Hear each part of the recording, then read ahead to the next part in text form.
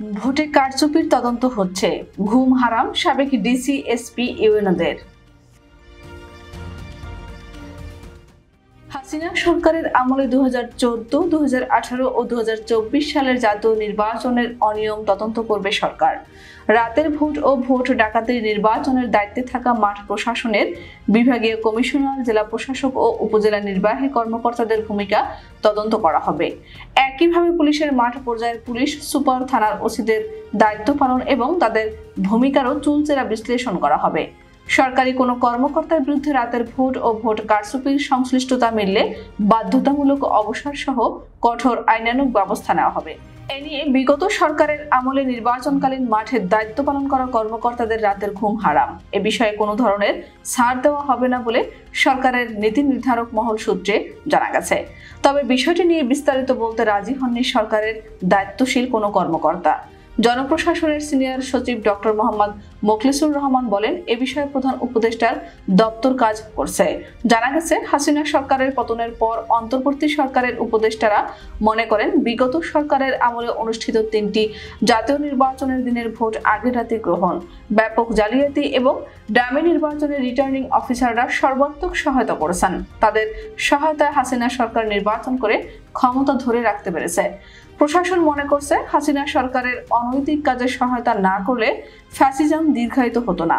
সুতরাং এজন্য প্রশাসন ও পুলিশের সংশ্লিষ্ট মাঠ প্রশাসনের কর্মকর্তাদের দায় কম নয়, বরং তারাই হাসিনা সরকারকে টিকিয়ে রাখতে মূল উদ্যোগী ছিলেন। যারা হাসিনা সরকারকে সহযোগিতা করে বাংলাদেশকে একটি ব্যর্থ রাষ্ট্রে পরিণত করেছেন, তাদের শাস্তি হওয়া উচিত বলে মনে করেন সরকারের নীতি নির্ধারকরা। একই দাবি জানিয়েছে বাংলাদেশ অ্যাডমিনিস্ট্রেটিভ সার্ভিস অ্যাসোসিয়েশন। সংগঠনটির নেতারা বলছেন, তাদের বিরুদ্ধে উদাহরণ দেওয়ার মতো শাস্তিমূলক ব্যবস্থা নিতে হবে। সরকারি কর্মকর্তারা যেন ভুলে না যান তারা জনগণের চাকর, তারা যেন দলীয় ক্যাডারের মতো আচরণ না করেন।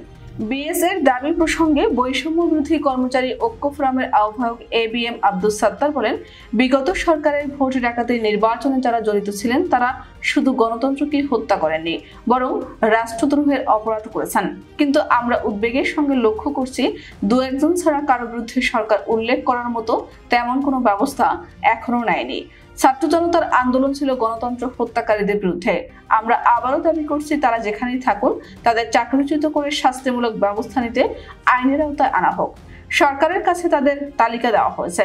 সূত্র জানায়, বিগত সরকারের 3টি নির্বাচনের সঙ্গে জড়িত ডিসি, বিভাগীয় কমিশনারদের বিরুদ্ধে সরকার কঠোর পদক্ষেপ নিতে যাচ্ছে। এরই মধ্যে সাবেক সমাজ কল্যাণ সচিব মোহাম্মদ ইসমাইল হোসেন এবং নির্বাচন কমিশনের সচিব জাহাঙ্গীর আলমকে বাধ্যতামূলক অবসরে পাঠানো হয়েছে। এছাড়া পুলিশ বিভাগের বেশ কয়েকজন পদস্থ কর্মকর্তাকে বাধ্যতামূলক অবসরে পাঠানো হয়। অনেককে বিশেষ ভারপ্রাপ্ত কর্মকর্তা করে রাখা হয়েছে। তাদের অনেকেই বিদেশে পাড়ি দেওয়ার চেষ্টা করছেন বলেও জানা গেছে। কেউ কেউ চিকিৎসা কিংবা বিদেশ পড়ুয়া ছেলে মেয়েকে দেখার নামে বিদেশে যাচ্ছেন। নাম প্রকাশ না করার শর্তে একাধিক বিভাগীয় কমিশনার ও ডিসি গণমাধ্যমকে জানান, বিষয়টি তারা আগেই শুনেছেন, কিন্তু তাদের কিছুই করার ছিল না, কারণ চাকরি করতে হলে সরকারের শীর্ষ মহলের কথা শুনতে হবে।